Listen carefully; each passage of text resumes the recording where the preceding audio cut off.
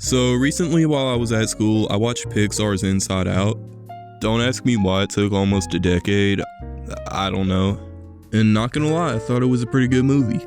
I like what it does allegorically, and I would say that it's one of the best Pixar's come out with in recent years. I like that it's not trying to be mindless, but it's also still entertaining. Big thumbs up from this guy, and watch it with your family. However, there is one thing that fills me with undying rage. Nay, it is one entity that boils my blood. And her name is sadness.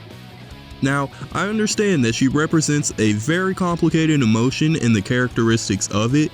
That's cool, but if we're talking about as a character, do not even get me started.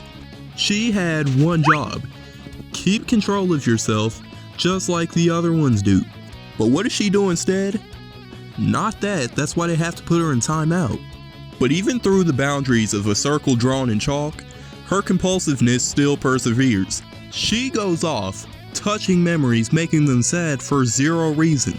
Now, you could call her relatable or whatever, but I feel like the fact that it is relatable and the fact that there's no reason for it makes it so much worse. And let's just talk about what she does when they get lost in long-term memories, which was her fault, by the way. She just sits here killing Joy's vibe the whole time, and I'm getting voice cracks just thinking about it.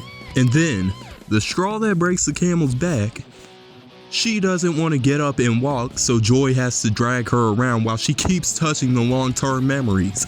That is not sadness. If anything, that is depression. Depression is supposed to be a big jerk, not sadness.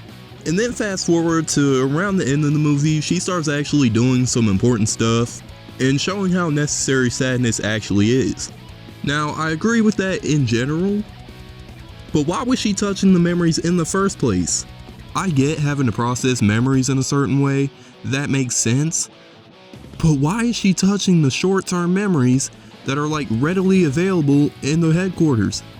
This was not necessary and she's just doing it for fun.